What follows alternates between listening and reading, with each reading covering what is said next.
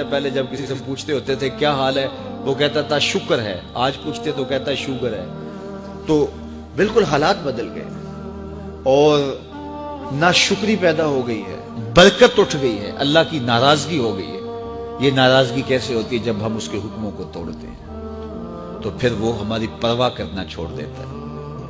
پھر صحرا میں پڑے ہوئے خشک پتے کی طرح ہوائیں چاہے ادھر اڑائیں چاہے ادھر اڑائیں، اللہ کو کوئی غرض نہیں ہوتی، وہ جدھر مزید دھکے کھاتا پھرے. اور اگر کوئی اس کا ہو جائے پھر وہ اللہ کے ذمے ہوتا ہے، اللہ پھر اس کی حفاظت کرتا ہے. کوئی میلی آنکھ سے دیکھ کے جائے کہاں کہ کسی میں ہمت کیسے ہو. حضرت سفینہ رضی اللہ تعالیٰ عنہ جنگل میں بھٹک گئے تو انسانی بھوک سونگ کے شیر جب حملہ آور ہونے کے لیے قریب آیا تو حضرت سفینہ رک گئے اور شیر کی آنکھوں میں آنکھیں ڈال کے کہا، اور جنگل کے بادشاہ جانتا نہیں میں کون ہوں؟ میں رسول اللہ کا نوکر ہوں. اللہ اکبر. صاحب مشکات لکھتے ہیں کہ اس شیر نے دم ہلانا شروع کر دیا، گویا زبان حال سے کہہ رہا تھا تو رسول اللہ کا نوکر ہے تو پھر میں تیرا نوکر ہوں. اللہ اکبر. تو ہم جب ان کے نہ رہے تو پھر زمانہ ہمارا نہ رہا، تو یہ نتیجہ ہے گناہوں کا. اللہ اکبر. تو ہم اپنے کاروبار کو جب صاف ستھرا رکھیں گے، پاکیزہ رکھیں گے تو طمانینت ملے گی، سکون ملے گا، قرار ملے گا.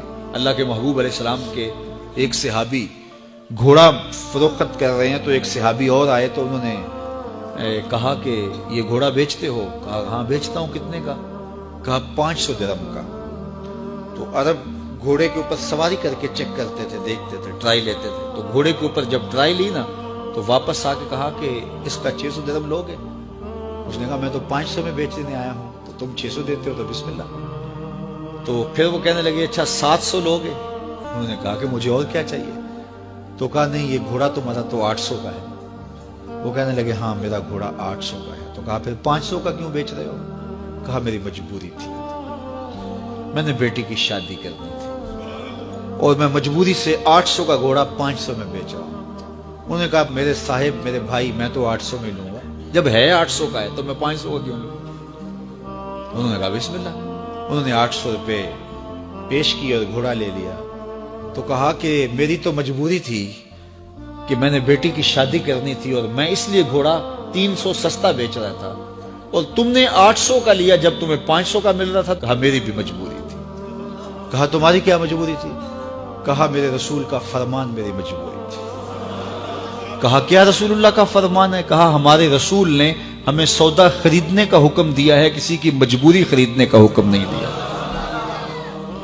آج تو کہتے ہیں جناب یہ 5 کروڑ کی پراپرٹی ہے، وہ تو مجبور ہے بیچارہ اس لیے 3 کروڑ کی بیچ رہا ہے. ہم کہتے ہیں بس ہاتھوں ہاتھ اٹھا لیں. یار اگر کوئی بندہ اپنا گھر بیچ رہا ہے اس لیے کہ وہ مجبور ہے اور وہ 1 کروڑ روپے کا ہے تو ہم اس کو 50 کا کیوں خرید رہے ہیں؟ جب ہے 1 کروڑ کا 1 کروڑ کا خریدے. اور جو ساری زندگی لوگوں کی مجبوریاں خریدتے ہیں، فلاں پراپرٹی فلاں کی مجبوری سے خریدی، فلاں پراپرٹی فلاں کی مجبوری سے خریدی. کچھ لوگ اس طاق میں رہتے ہیں کوئی مجبور ہو تو اس سے خریدیں. اللہ اکبر. پھر ایک وقت آتا ہے کہ یہ مجبور ہوتا ہے اور اس کی پراپرٹی کوڑیوں کے بل بک رہی ہوتی ہے. ہم نے اپنی آنکھوں سے ایسے مناظر دیکھے. تو کسی کی مجبوری نہ خریدیں، سودا خریدیں.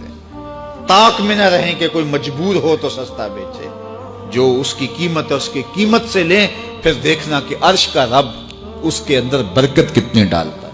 شیخ سعدی فرماتے ہیں میں رود بار کے جنگل میں تھا تو ایک آدمی چیتے پہ سوار اور ہاتھ میں سانپ کا کوڑا پکڑا میرے پاس آ کے رکتا ہے. تو سانپ کا کوڑا ہاتھ میں اور چیتے پہ سوار، تو میں ڈر گیا.